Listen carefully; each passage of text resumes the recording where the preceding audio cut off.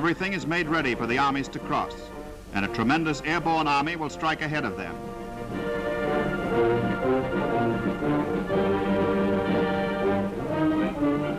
Into their gliders they load jeeps and guns, field pieces and munitions, whole regiments of equipment, for the airborne army may have to be self-sufficient for days until it is relieved.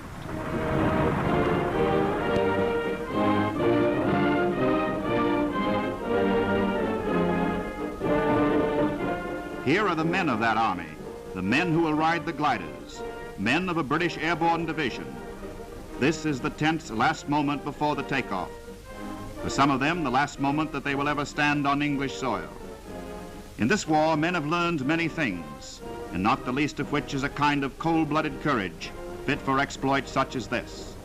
Some of these men have landed in North Africa, in Sicily, in France, at Nijmegen and Arnhem. Now they will land on the far side of the Rhine.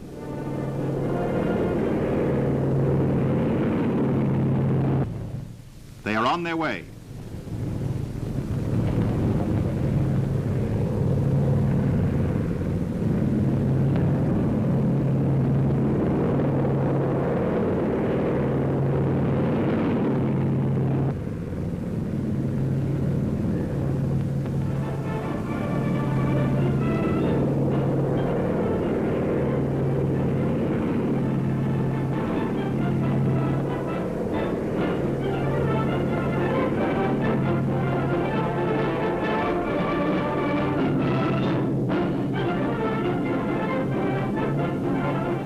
The last sight of England,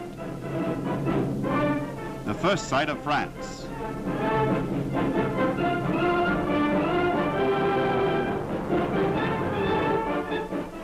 Paratroops. These are Americans on an airstrip somewhere in France. They too are going in on the great operation. The scale of this undertaking staggers the imagination, and yet all of it moves like some gigantic clockwork. Everything in its place at its proper time. But one plane cannot make it with its tremendous load.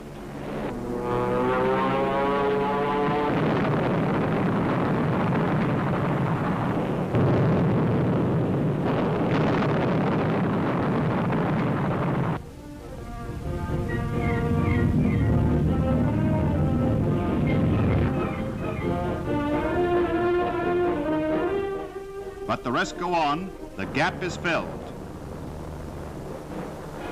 They fly through the smoke of the still burning wreck. Over and over again, the planes go out.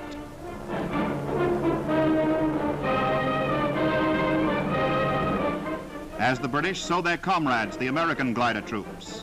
Opposite Santon and Wesel, the British will take the north and center, the Americans the southern flank.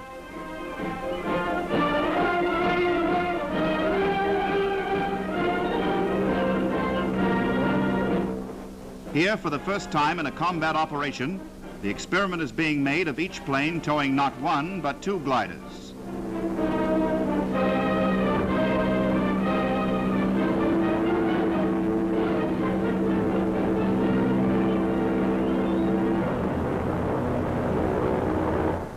One high, one low, to avoid the risk of crashes in midair.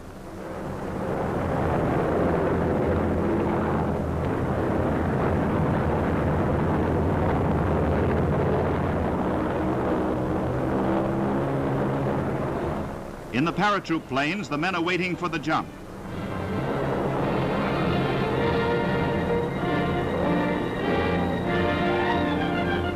Here too, an innovation. The men will go out both sides of the plane at once, and so land in tremendous force in just half the time it formerly took.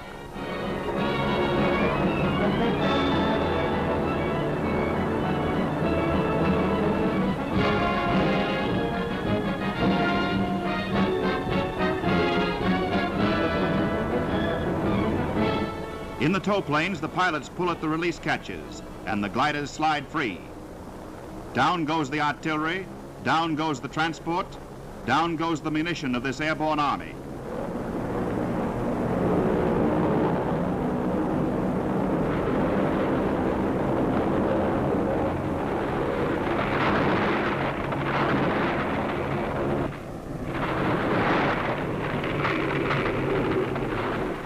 They are on the ground, They are beyond the Rhine. With one terrific blow, they have begun the last great battle in the West. Now they will unload, deploy, and drive forward for their objectives. The crossroads, the bridges, the strong points, which might hinder the land armies thrusting along behind them.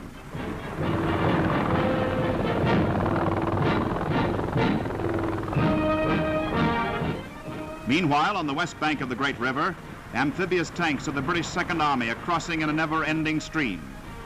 Like ungainly monsters out of some prehistoric age, they lumber down the muddy banks.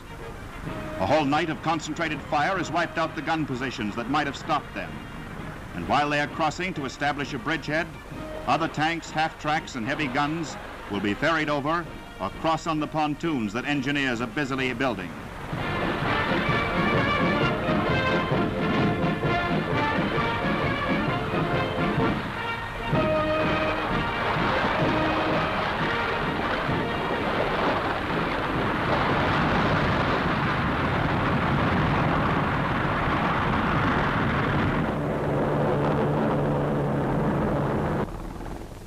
These are troops of General Simpson's 9th Army.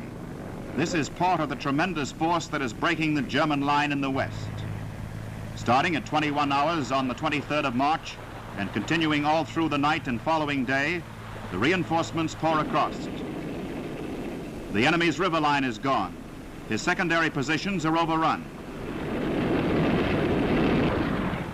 Into the broad Westphalian plain that stretches 260 miles to Berlin, the tanks and troops start driving forward. They have a rendezvous to keep with the Red Army, and they intend to be on time.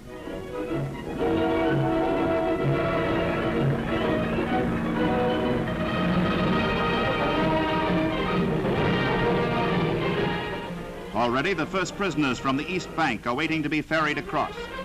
Beaten, disorganized, and dejected, they had seen the beginning of the end.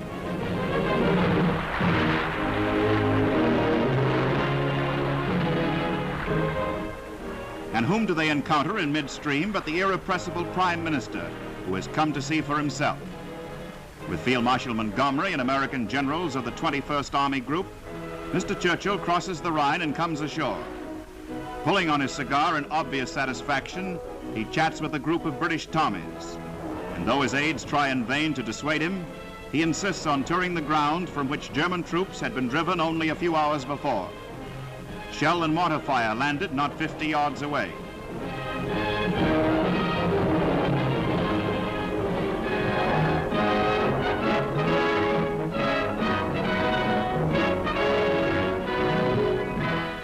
Later, he takes a look at German positions still under fire. With General Eisenhower, he watches the artisans of victory, who from east and west are driving the giant blows, speeding the hour the whole world has awaited for over 5 bitter years.